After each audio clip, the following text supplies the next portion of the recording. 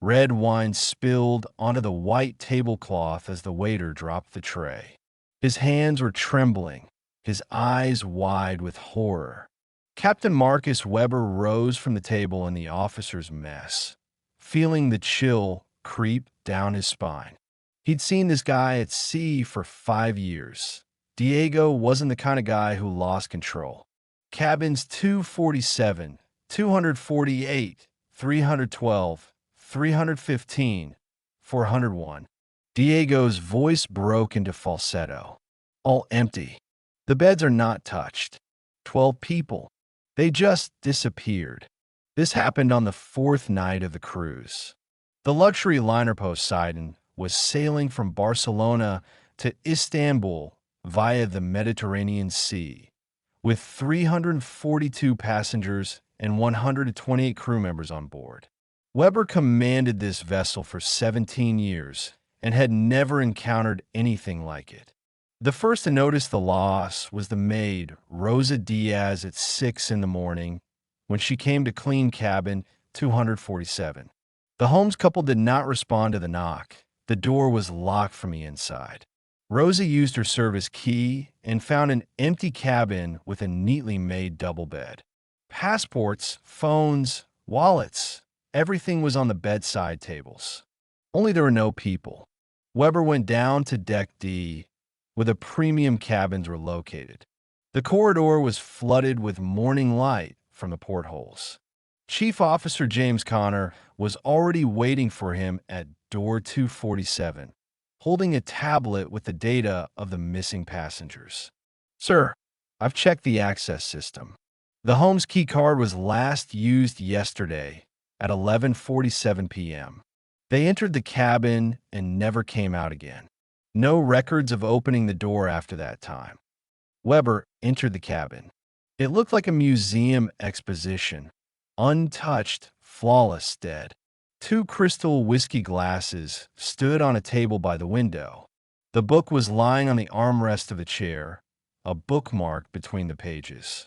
2 bathrobes hung in the bathroom. Toothbrushes in a cup. Mrs. Holmes's makeup bag is open on the shelf. "The other 11? Asked Weber. "The same thing. 9 cabins. Some passengers traveled in pairs, some alone. The last records of access systems are between 23:30 and midnight. After that, nothing. As if they disappeared into thin air."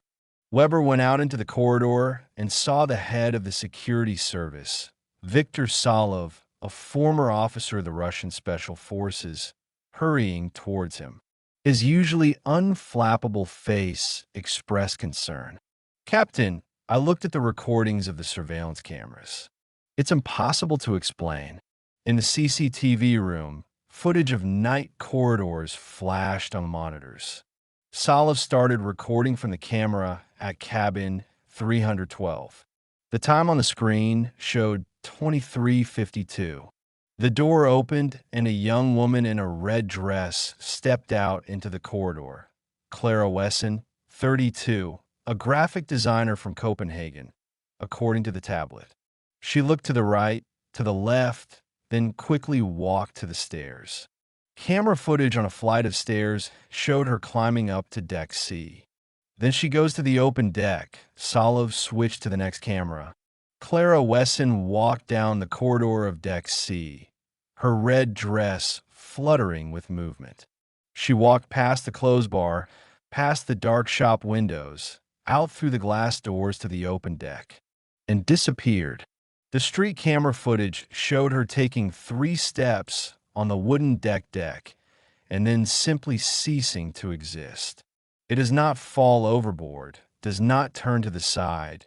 It disappears as if it was erased by an invisible eraser. One moment it is there, the next it is not. "Rewind," Weber ordered, not believing his eyes. "Show me again." They watched the episode 7 times. Each time the result was the same. 3 steps and an empty deck. The rest of the missing, 4 of them were also caught on camera. Everyone left their cabins between 23:45 and 0:15.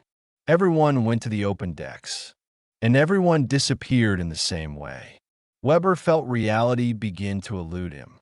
In 35 years of naval service, he had seen a lot: storms, fires, medical emergencies, even suicide attempts. But people don't just disappear in videos. The other 8 are not captured by the cameras. Their cabins are located in blind corner areas. But I checked the recordings from all the deck cameras. None of them were recorded in any place after midnight. Weber's phone rang. It was Dr. Elizabeth Chun, the ship's chief doctor. "Captain, I'm panicking here. 20 people came to the first aid post in the last hour. All relatives or friends of the disappeared. One hysterical woman claims that her husband couldn't just walk away because he had a gout attack the night before and could barely walk. What should I tell them? Say that we are conducting a full-scale investigation. Ask them to stay in their cabins.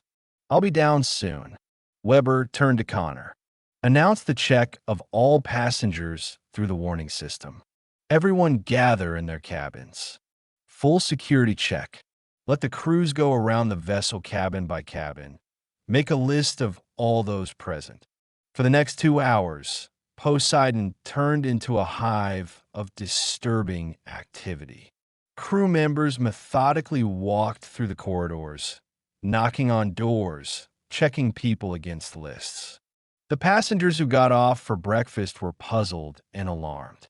Rumors spread faster than official information. By 10 in the morning, the picture became completely clear. It was 12 people who disappeared. All the other 330 passengers were there. No one else was missing from the crew. Weber called an emergency meeting of senior officers in the conference room. In addition to him, Connor, and Solov, there were Senior Mechanic Juan Ortega, Director of Passenger Relations Natalia Borisova, and Dr. Chun. "Facts," Weber said, writing on the blackboard. 12 people. They disappeared between 23:45 and 0:30.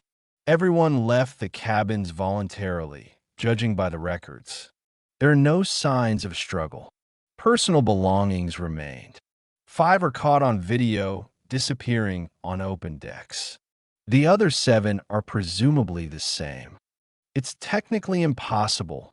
Ortega ran his hand through his gray hair. Even if someone fell overboard, we would record it. We have radars, thermal sensors, a system for detecting a person overboard. No problem. Absolutely nothing all night. Maybe mass suicide, suggested Borisova, but her voice sounded uncertain. Some kind of cult? They agreed, and I checked the passenger lists, Solov interrupted. These 12 people are not related.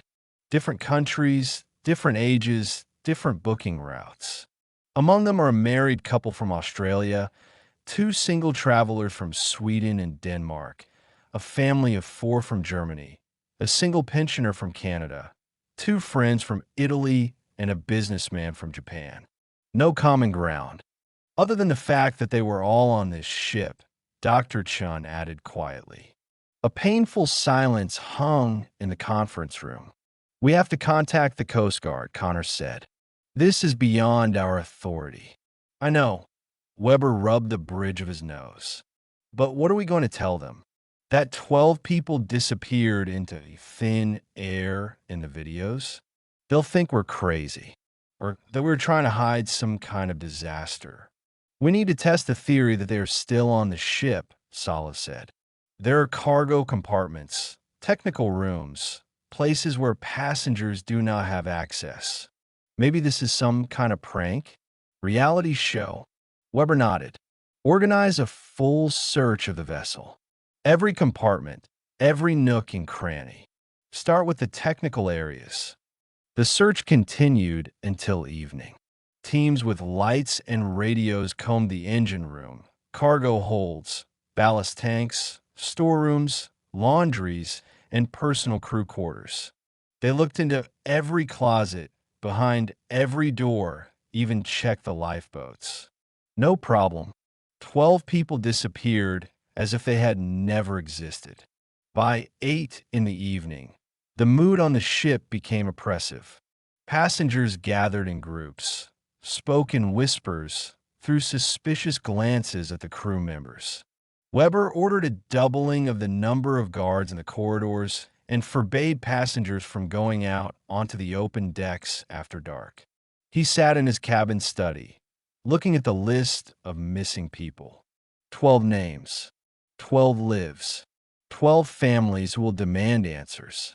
Robert and Jennifer Holmes, 58 and 55 years old. Sydney, Clara Wesson, 32, Copenhagen. Hiroshi Tanaka, 47, Tokyo. Maria Alberti and Giovanni Rossi, 29 and 31, Milan. The Muller family, Thomas, Katerina, Emma, and Lucas, 45, 43, 12 and 9 years old, Berlin. Eleanor MacDonald, 71, Vancouver. Lars and Ingrid Johansson, 36 and 34, Stockholm. A knock on the door interrupted his thoughts. Connor came in with a pale face. "Sir, you need to see it." They went down to cabin 401, where the Muller family had lived before their disappearance. Solov was already there, standing at the desk with a tablet in his hands. "We found it in Mr. Mueller's laptop," Solov said. He kept a travel diary. The last entry, dated the previous day, was opened on the screen. Day 3. "Something strange is happening on this ship. Katerina says I'm paranoid, but I can't shake that feeling. Tonight at dinner, I noticed something unusual. All those people at the next tables are their eyes. When they think that no one is looking, their faces become empty, like masks. And at night, I woke up from a strange sound. Very high, almost out of earshot. He was coming from the corridor. I looked out, but there was no one. Just that sound, and the feeling that someone is calling. Katerina was asleep. The children were asleep. Only I heard. Tomorrow I'll try to record on my phone if it happens again." "Is that all?" asked Weber. "Yes. No more recordings. But there's more." Solov swiped his finger across the screen, opening the photos. Muller took pictures during the cruise. Regular tourist photos. But look at these. He showed a series of photographs taken on the upper deck during sunset. Beautiful shots with the sea and sky. But on one of them, in the corner, something strange was visible. A dark spot on the water, about a kilometer from the ship. It looked like a shadow, but a shadow of what? "Increase it," Weber asked. As you zoom in, the spot became even stranger. It wasn't just dark water. It was a geometric shape, an almost perfect circle of blackness on the surface of the sea. And inside this circle, it was as if some structures, lines, patterns were visible. When was it filmed? The day before yesterday, at 1937. The day before the disappearances. Weber pulled out his phone and rang the bridge. "Lieutenant Ramirez, check the radar records for the night before yesterday. Around 7:30 p.m., was there anything unusual on the radar? Other ships, objects in the water?" 3 minutes later, Ramirez called back. "Sir, I've checked. At 1932, the radar recorded an anomaly. A large object in the water, about 900 meters on the starboard side. But it was only a few seconds, then the signal disappeared. We decided that it was just a hindrance or a school of fish." "What size was the object?" "According to radar data, about 50 meters in diameter. Underwater." Weber closed his eyes. 50 meters. What could be 50 meters in diameter and underwater in the middle of the Mediterranean Sea? "Check the sonar records," he ordered. "Over the past 3 days. Any anomalous signals?" Solov cleared his throat. "Captain, there's one more thing. I interviewed some of the passengers who had dined next to the missing the night before. 3 of them mentioned the same thing that Muller had mentioned in his diary.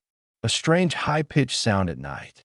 One person said it was like singing, but not human. Another described it as a sound that you feel with your bones, not your ears. Why didn't they complain? Because the sound was barely audible, and it lasted only a few minutes. They decided that it was something technical, the noise of engines or ventilation. Weber went to the porthole of the Muller's cabin. It was getting dark outside. The sea was calm, almost mirror-like. Ideal conditions for swimming. But now, this calm water seemed ominous. What if, Connor began, then fell silent, as if embarrassed by his words. What if Muller was right? What if something summoned them? Don't start there, Weber said sharply. We don't know what happened, but there must be a rational one. He was interrupted by the sound of the ship's siren. 3 short beeps are an alarm signal. They ran out of the cabin and raced down the corridor to the stairs. Controlled chaos reigned on the bridge. Ramirez stood at the radar. Ortega checked the sonar readings. The third officer spoke on the radio from the engine room. What's going on? Asked Weber as he entered the bridge. Sir, there's an object on the radar. Big, right below us. Weber looked at the radar screen. A green echo showed a massive structure under the keel of the Poseidon, about 70 meters in diameter, at a depth of 30 meters. It can't be a rock, Ortega said, looking at a map of the depths. We are in the open sea. There are 3,000 meters of depth here. Quite something moving. Weber grabbed his binoculars and stepped onto the bridge wing. The night was dark, but the sea glowed with phosphorescence. And in that glow he saw it. Under the ship, in the water column, something was glowing. Not by the natural light of plankton, but by geometric patterns. Lines, circles, pulsating shapes. They created a giant drawing under the ship, like some incredible mandala of light. Oh my God, someone whispered behind him. The patterns began to move, rotate, and at the same time, a sound was heard on the bridge. That high-pitched, almost inaudible sound that Muller wrote about. It penetrated into the bones, into the teeth, into the consciousness itself. Several crew members put their hands over their ears. Someone groaned. But Weber could not tear himself away from the spectacle underwater. The patterns became brighter and more complex. And then he saw them. Figures in the water. Human silhouettes, 12 figures floating in the depths of the sea. They moved strangely, not like people move in water. Too smooth, too purposeful. They floated down to where that incredible structure glowed. There are people there, shouted Connor. Lower the lifeboat. Immediately. But even as he said this, the figures sank deeper and deeper. 30 meters. 40. 50. No human can dive so deep without scuba gear. No person can stay underwater for so long. The luminous patterns reached maximum brightness, and the entire structure began to sink. Slowly, majestic, like a giant ship sinking into the depths. 12 figures followed her, attracted by an invisible force. 80 meters, 100, 150. The sound stopped as suddenly as it had begun. The glow was gone. The radar showed clear water. Sonar, emptiness. Absolute silence reigned on the bridge of the Poseidon. Weber slowly lowered his binoculars. His hands were trembling. Everything he knew about the world, about reality, about logic and reason had collapsed in the last 30 seconds. Did anyone write it down? His voice sounded foreign to his own ears. Cameras on deck, Ramirez whispered, and radar data. Save everything. All. Every byte of information. Weber returned to the center of the bridge and picked up the radio station. His fingers pressed the buttons with difficulty. It dialed up the frequency of the Coast Guard. The Greek Coast Guard, says Captain Marcus Weber, cruise ship Poseidon, call sign Hotel Oscar Yankee Sierra. Coordinates: 36 degrees, 42 minutes north latitude, 28 degrees, 15 minutes east longitude. I need to report. Oh. He stopped. What should he say? That his 12 passengers have been summoned to the sea by some impossible luminous structure? That he saw how people dived to a depth of hundreds of meters and disappeared? Repeat, Poseidon, you are not disassembled. Weber closed his eyes. When he discovers them again, the world will be different. For him, for his crew, for everyone who was on this ship that night. I need to report an incident that requires immediate investigation. 12 of our passengers have disappeared under circumstances that I cannot explain. I request permission for an emergency call at the nearest port. The speaker hissed with static. Poseidon, we confirm. Head to Rhodes. We will send a patrol vessel to escort you. Can you give more details about the nature of the disappearance? Weber looked at his officers.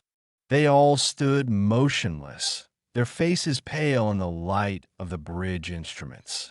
They saw everything. They knew everything. Negative. Details in person. Poseidon is finished. He put down a radio and turned to the crew. Heading for Rhodes, maximum speed. Connor, prepare a full report of everything that happened. Salov, collect all the recordings from the cameras, radar, and sonar data. Encrypt and store copies in 3 locations. No one, you hear? None of the passengers should know what we have just seen. The official version is that the investigation is ongoing. Do you understand? The officers nodded and went to their posts. Weber was left alone on the bridge wing, looking into the darkness.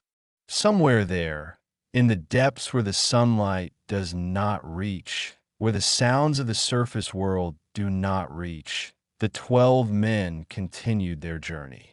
Where to? What for? Are they still alive in some inconceivable sense of the word? Weber had no answers. In the morning, when the Poseidon anchored in the port of Rhodes, it was met by a whole fleet.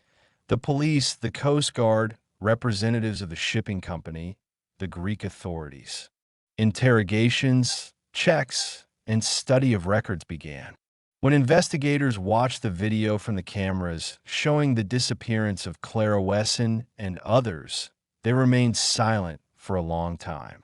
When they saw radar and sonar recordings confirming the presence of a massive object underwater, they looked at each other. As they watched the final footage from the deck, where the 12 figures were plunging into the glowing abyss, one of the investigators stepped out of the room and vomited overboard. The case was classified. The official version was that 12 passengers disappeared under unspecified circumstances. The investigation continues. The families were paid compensation. The records were confiscated for study. Weber never went to sea again. He quit a week after the incident and moved to a small town in the mountains of Switzerland, away from the water, away from the ocean. But sometimes at night he still hears that sound, tall, barely distinguishable, penetrating the bones. And he knows that somewhere in the dark depths of the world's ocean something is waiting. Something huge, ancient, incredible. Something that summoned 12 souls one night and took them to its unthinkable world. And the worst thing is that Weber cannot get rid of the idea that it was not a kidnapping. It was a call, and 12 people answered it voluntarily. 3 years have passed.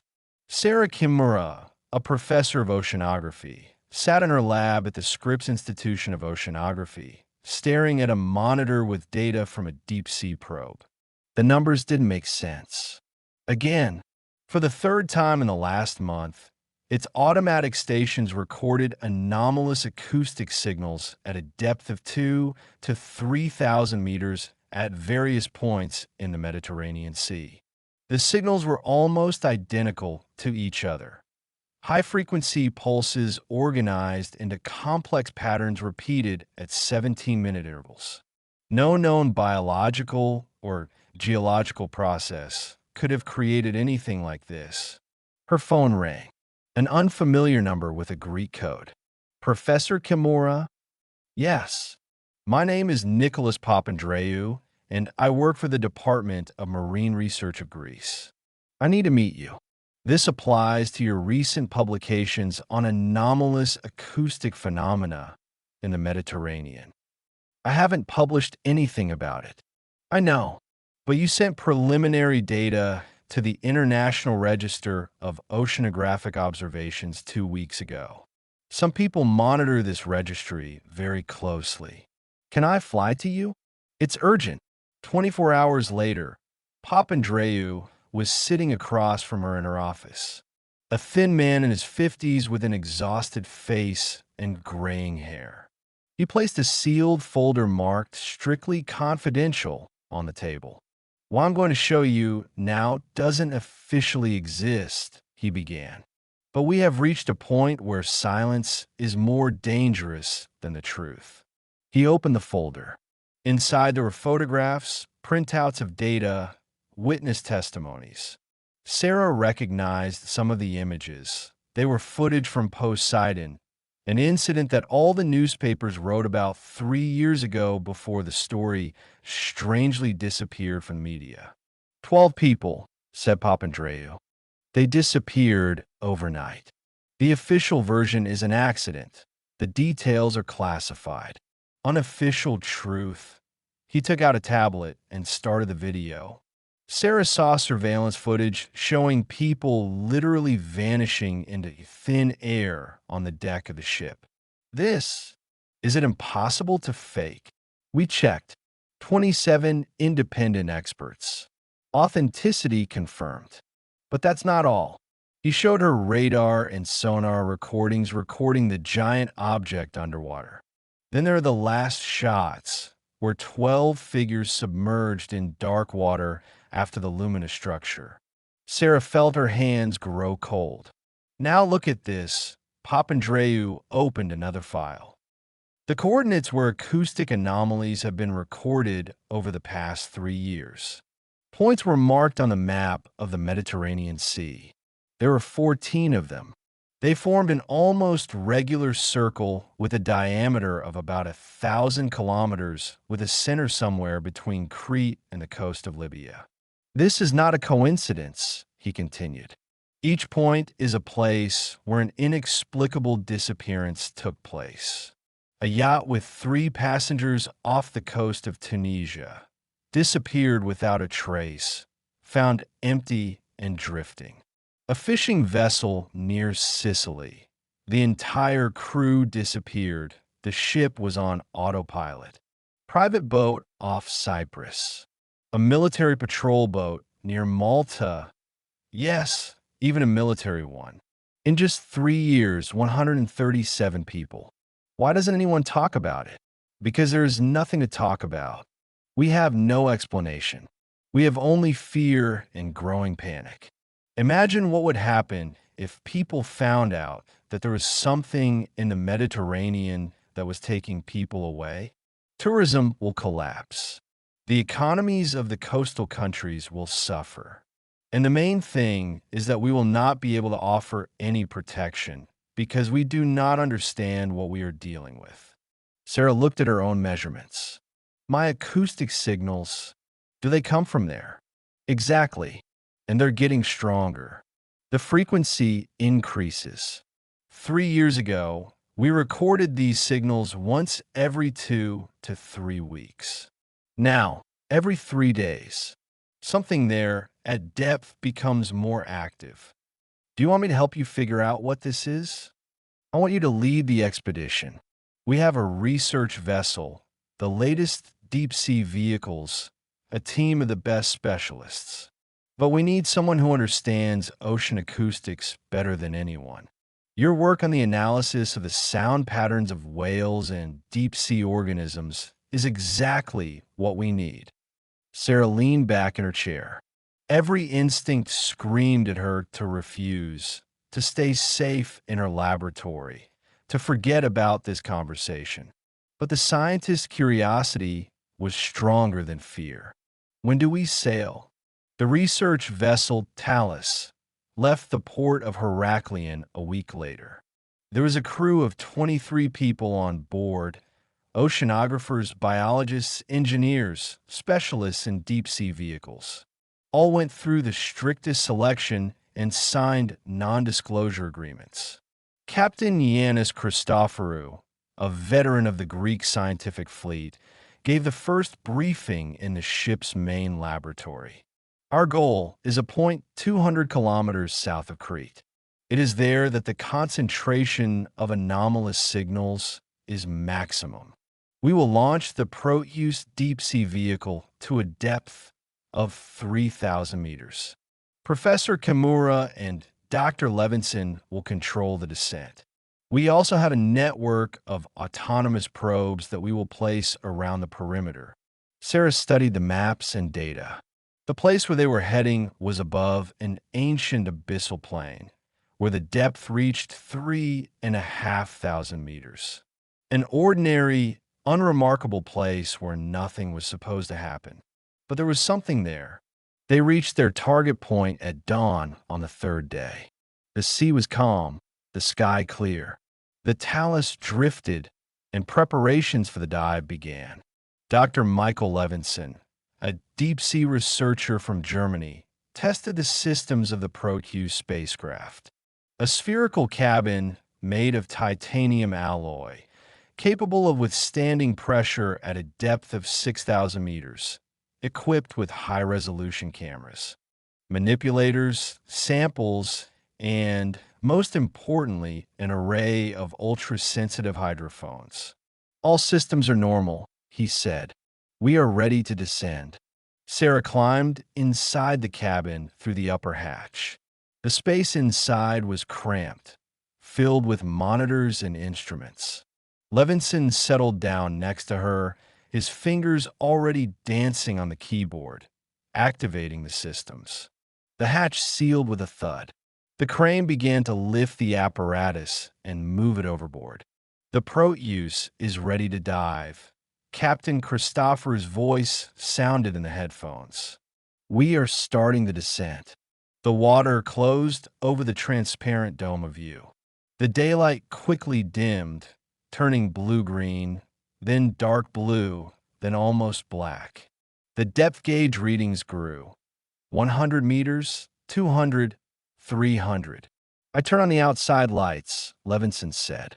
Powerful searchlights cut through the darkness, snatching particles of sea snow from the darkness, constantly descending organic residues. Sometimes a jellyfish or a strange translucent fish with huge eyes swam in a beam of light. 500 meters, 1,000, 1,500. "I'm starting a passive acoustic scan." Sarah activated her devices. Hydrophones picked up the sounds of depth, the distant blows of whales' tails, the clicks of dolphins somewhere on the surface, the own noises of the Thalassa above. 2,000 meters. And then she heard it. Signal. Faint, barely discernible against the background of the surrounding noises, but definitely there.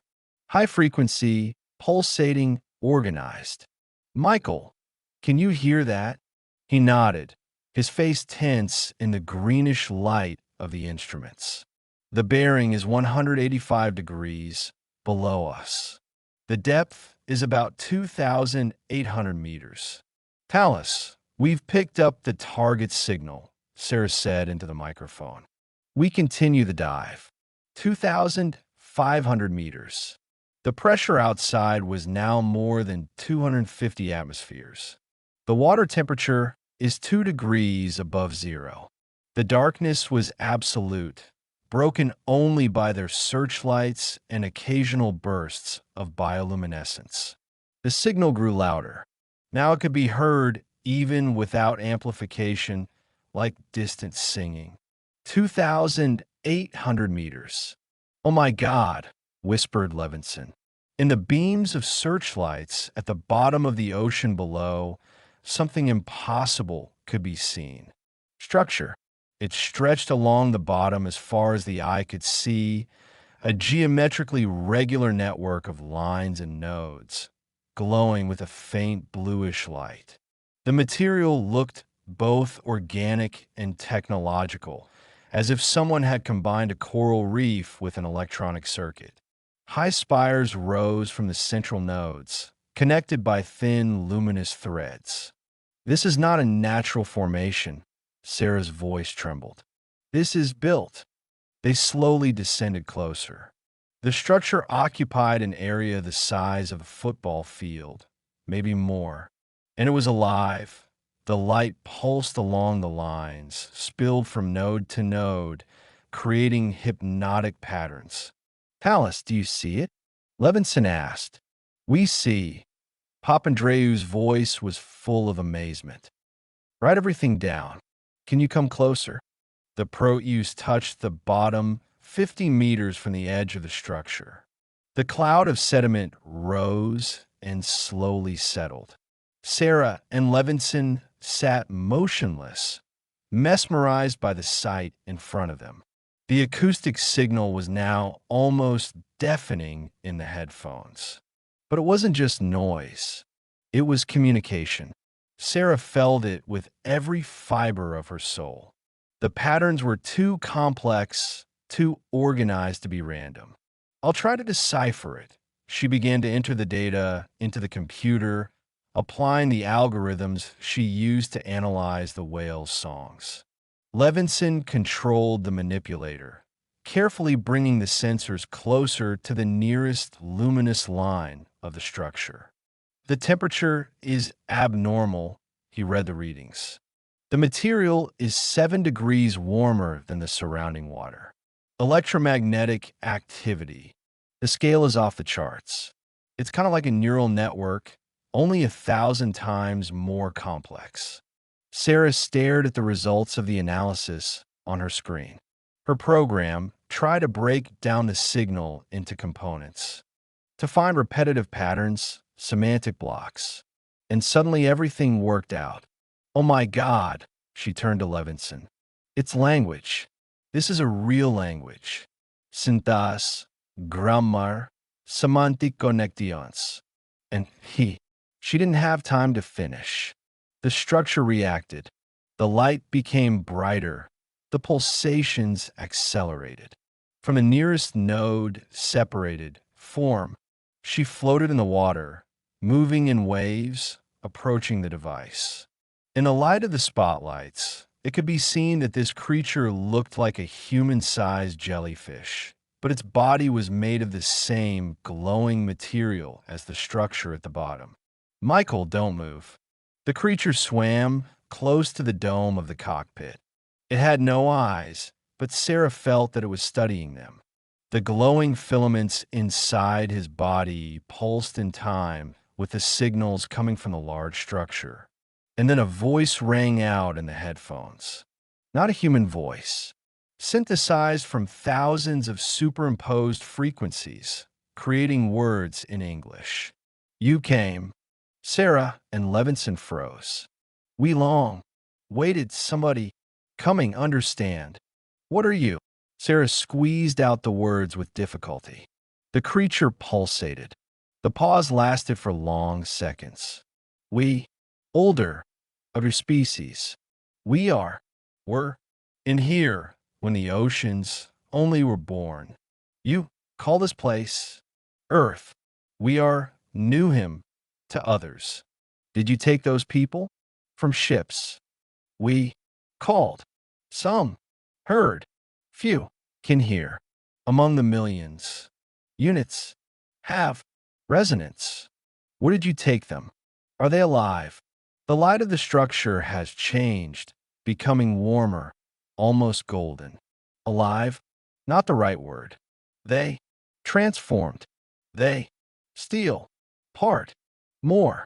They happy. An image suddenly appeared on the screen in front of Sarah. She didn't know how it got there. There was no signal from the outside, but there was a picture. It showed the interior space, a huge cavity filled with a glowing liquid. And in this liquid floated figures, human but changed. Their bodies were pierced by the same luminous filaments that made up the structure. They moved gracefully, synchronously. Their faces expressed peace and joy.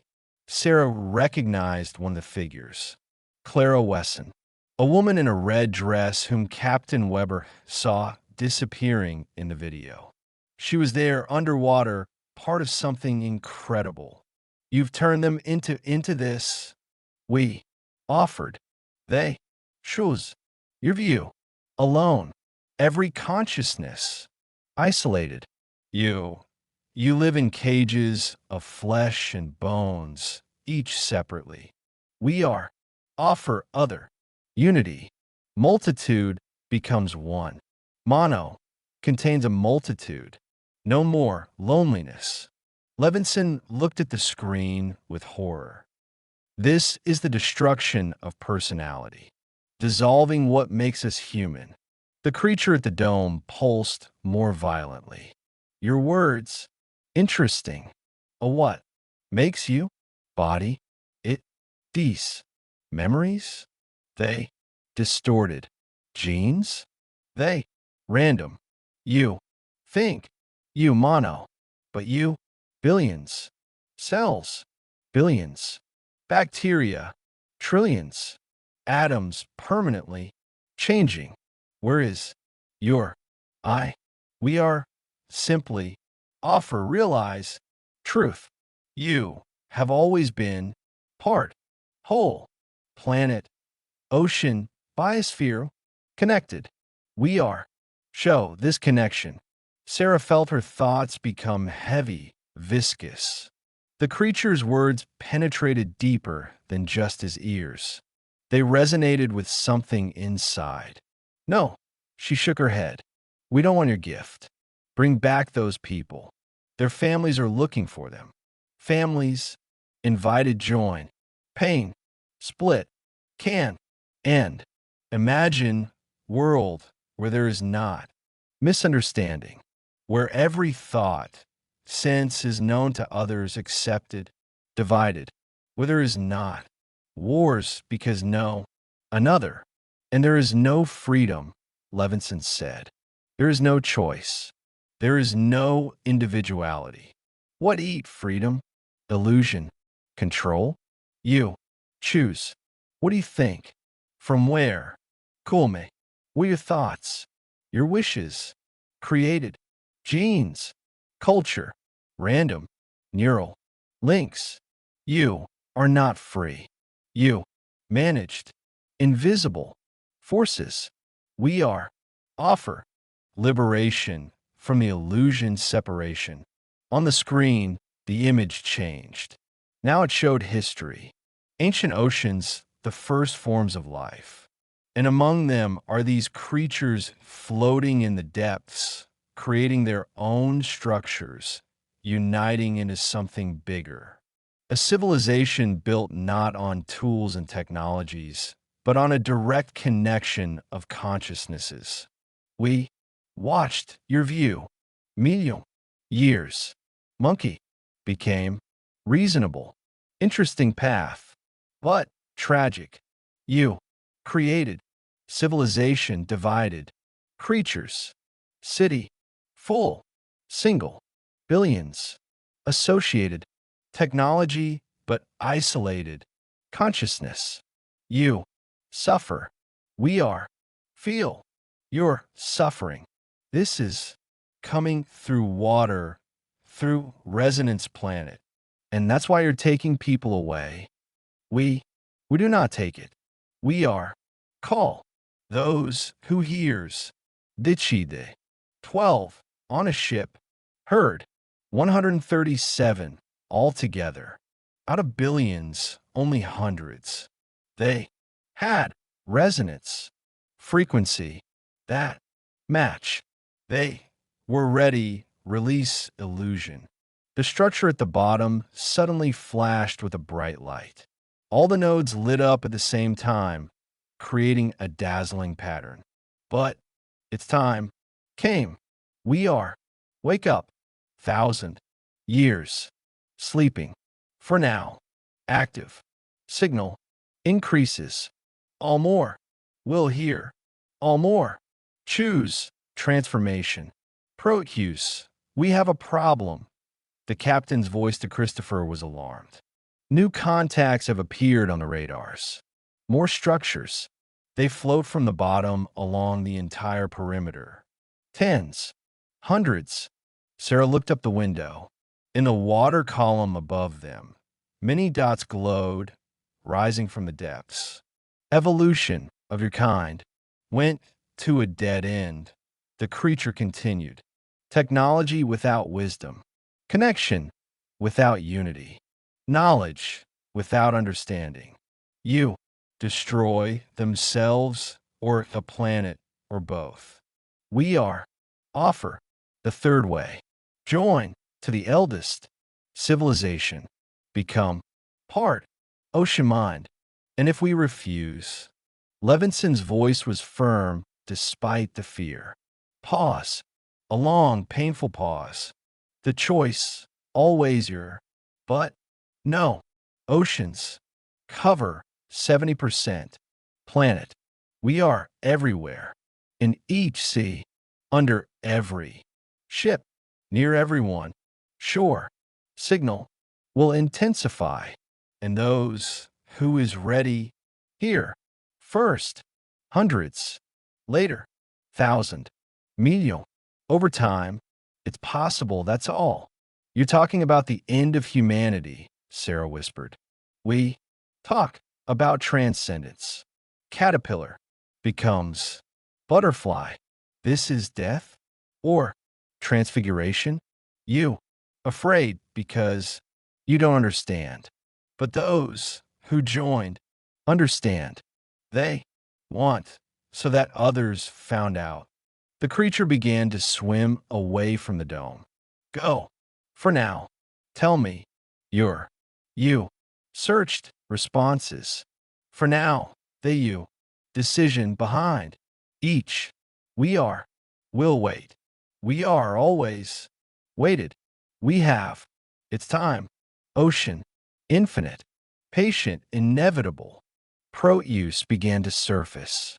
Levinson turned on the ballast pumps, and the apparatus slowly lifted away from the bottom. The structure below pulsed with parting light. And then Sarah heard them. Voice.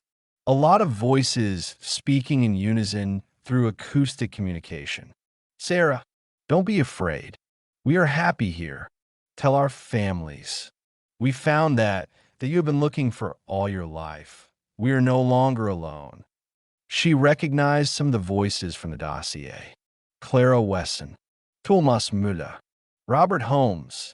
They spoke at the same time, but each voice was distinguishable, retained its individuality, even as part of a single choir. The ascent took 2 hours. All this time, Sarah and Levinson were silent, each immersed in his own thoughts. When the Proteus finally surfaced and was hoisted aboard the Talus, the sun was already low on the horizon. The crew was waiting for them on deck.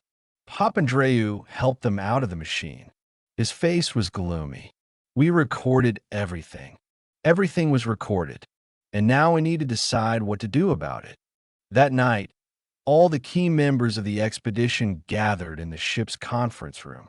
Recordings of the immersion played on the screen, showing the incredible structure and the creature speaking in a synthesized voice over and over again.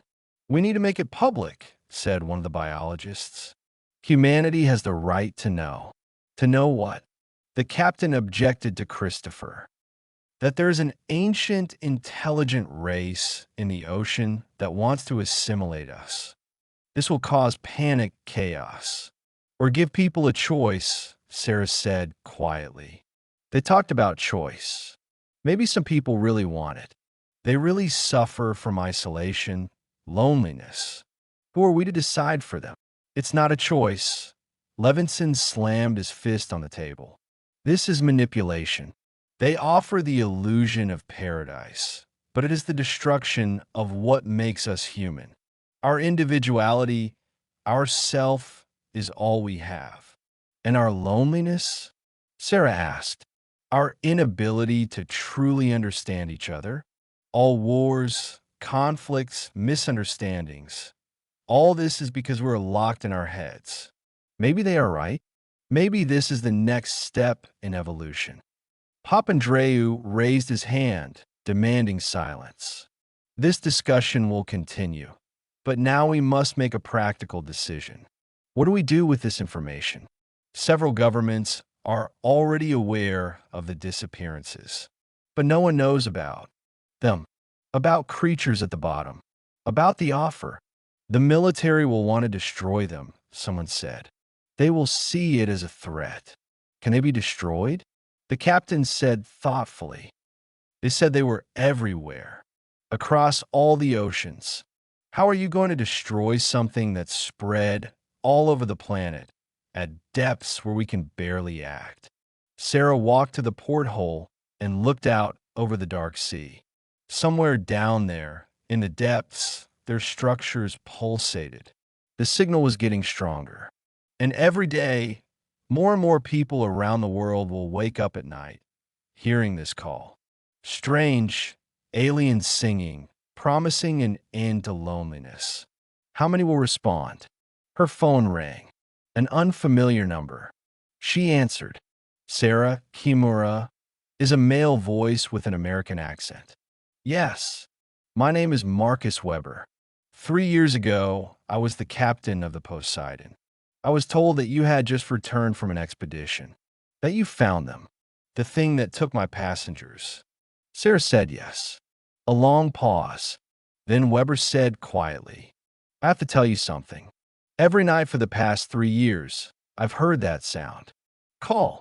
It gets louder. And I think I'm beginning to understand him. I'm starting to want to answer. And I'm not alone. I found hundreds of people on the internet who say the same thing. We're going. Let's organize. Professor Kimura, what you've discovered, it will change everything. The only question is how quickly and whether we will be ready.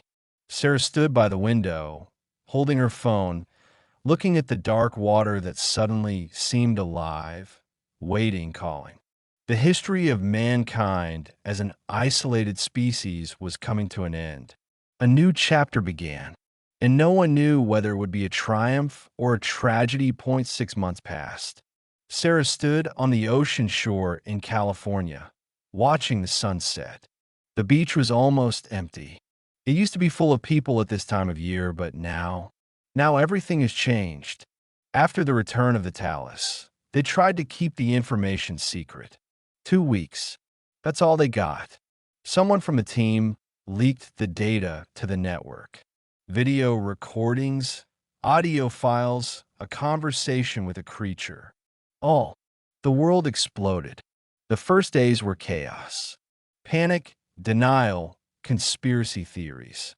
Governments tried to refute the information, calling a hoax. But too many independent experts have confirmed the authenticity. Too many people around the world have begun to say that they, too, hear the call. Then the disappearances began. Not 12 at a time. Hundreds. Thousands. People came to the shores of the ocean, to the wharves, to the ports. They entered the water and did not return. No violence. No coercion. Just a choice. Some left notes. Finally, I won't be alone. I've been looking for this all my life. Tell my family that I love them, but that's my decision. Goodbye. I'm going home. Governments have tried to stop it. They closed the beaches, patrolled the coasts, installed fences. Uselessly. Those called up found their way to the water. They always found it. The military of several countries tried to attack deep-sea structures. Depth charges, torpedoes, even tactical nuclear weapons were discussed. But the structures were too deep, too distributed, too tenacious. Each destroyed was restored in days. And after each attack, the call intensified, as if in response. The world split into two camps. Those who saw the creatures as a threat, the end of humanity, an invasion. And those who saw in them salvation, the next step, liberation from loneliness. Sarah received letters, hundreds of emails every day. Some thanked her for discovering the truth. Others cursed her for opening Pandora's box. "You have killed humanity," wrote one. "You have shown us the way to paradise," wrote another. Her phone vibrated. A message from Levinson. "Turn on the news." Tokyo. She took out her phone and opened the live broadcast. Tokyo Bay. The camera showed an incredible sight. Thousands of people stood on the shore, holding hands, forming a human chain stretching for kilometers. They were singing. Not a Japanese song, not words in any language. They reproduced the same sound. Call. And all over the bay the water was glowing. Structures rose from the depths, their blue glow illuminating the night sky. People began to enter the water. Calmly, joyfully. The cameras caught their faces, tears, smiles, relief. 10,000 people entered Tokyo Bay that night. No one returned. Sarah turned off the broadcast. Her hands were trembling. Her own phone has been ringing several times in recent weeks. The same sound she had heard at the bottom of the ocean. Every time she approached the water, the call grew stronger. She felt it in her bones, in her blood. Promise, invitation, an end to all loneliness, all doubts, all fear. She understood why people were coming. Her phone rang again. This time it was a regular call. Weber. "Sarah, I'm at the dock in Santa Barbara. I'm going to come in." Her heart skipped a beat. "Marcus, no. Hold on. Let's talk." "There's nothing to talk about. I made the decision 3 years ago. I just didn't realize it. Every night I heard them. Every day I felt this call. Sarah, I've lived 62 years. A good life. But I was always alone. Even in marriage. Even with friends. There is always this wall between me and the rest of the world. They propose to remove this wall.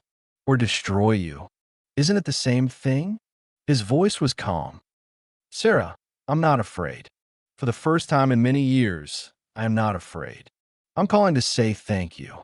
For finding the answers. For giving us a choice. Marcus, goodbye, Sarah. Or maybe see you. Who knows what's out there in the depths? Maybe one day you'll come too." The line broke. Sarah sank onto the sand, her hands wrapped around her knees. The waves rolled onto the shore, hissing on the sand. The reflections of the sunset danced in the water. Red, orange, gold. And under these colors, if you look closely, you could see a faint blue glow. They were there, always there, waiting. Her colleague and friend Jennifer sent her calculations 2 days ago. Based on the current rate of extinctions and the increase in the intensity of the call, in 2 years, up to 5% of humanity could choose to transform. In 5 years, up to 20%. In 10, civilization was already changing. The economy was collapsing in the coastal regions. Entire industries disappeared when their workers went to sea. The birth rate was falling. Why create a new life if you're going to leave this world? But there was something else. People who chose to stay became closer to each other. Families held on tighter. Communities united. It was as if the threat of loss had made them realize the value of what they had. The value of individuality, even with its loneliness and pain. Movements arose everywhere. The defenders of humanity are those who swore never to give in to the call. Seekers of unity are those who were preparing for the transition. And millions in between, undecided, listening to the call every night and not knowing what to choose. Sarah heard footsteps behind her. I turned around and saw a young woman, about 25 years old, with a backpack on her shoulders. She stood at the water's edge, barefoot, looking at the horizon. I'm sorry, Sarah stood up. You? I'm coming, the girl smiled. A peaceful, calm smile. I've been hearing the call for 3 months. Resisted, afraid.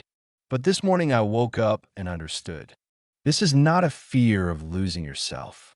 It's the fear of finding yourself for real. Does your family know? I left a letter. They will understand. Or they won't. It is okay. It's my choice. She took a step into the water. A wave washed over her feet.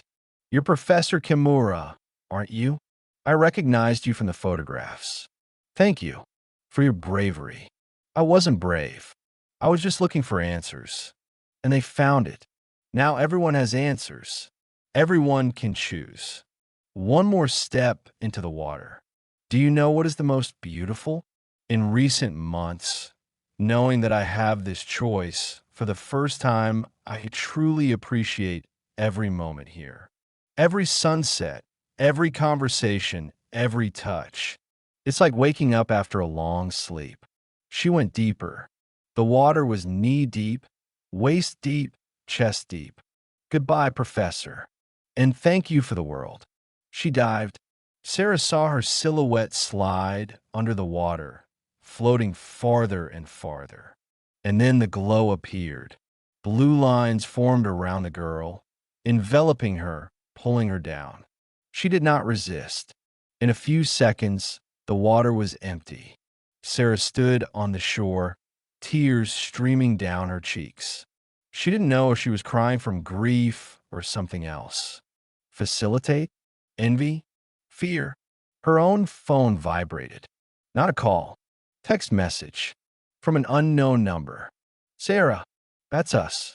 Clara, Thomas, Robert, Marcus, and tens of thousands of others. We are one, but we remain ourselves. A paradox that cannot be explained in words. We want you to know that we are happy, truly happy, but we also want you to know that it's okay to stay too. Your path is yours. The choice will always be yours. We are not enemies of humanity. We're just a different option. The ocean is large enough for both worlds. Thank you for finding us. And I'm sorry if we hurt. Sarah read the message over and over again. Technically impossible. They couldn't send a text from the bottom of the ocean, but they did. As impossible as everything else that has happened in recent months. The sun has set. Stars began to appear in the darkened sky. And in the water, all over the bay, their stars lit up. Blue, pulsating, forming patterns of incredible beauty. Sarah heard the call. It was in every cell of her body, in every breath. A promise of unity, an end to loneliness, answers to all questions. She took a step toward the water. Stopped.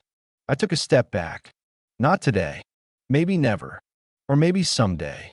But now, at this moment, she chose to stay. I chose uncertainty, loneliness, the pain of individual existence. She chose humanity in all its imperfect beauty. She turned and walked away from the shore. Behind her, the ocean sang its ancient song. The call continued. It will continue. Always. Humanity stood at a crossroads. There were two paths ahead, and no one could say which was the right one. Maybe both were correct. Maybe none. Sarah Kimura walked along a deserted beach, her footprints left on the sand until the waves washed them away. A lonely figure on the border of two worlds. A scientist who discovered the truth that changed everything. And in the pockets of her jacket, there was a phone, which continued to vibrate from incoming messages. For people asking for advice. From those who are preparing to leave. From those who vow to stay. From those who are simply afraid and do not know what to do. She could not give them answers. She didn't have any. All she could do was move on, step by step, on the sand, under the stars, with the call of the ocean behind us, and the unknown ahead, just like all of humanity, choosing with each step who to stay.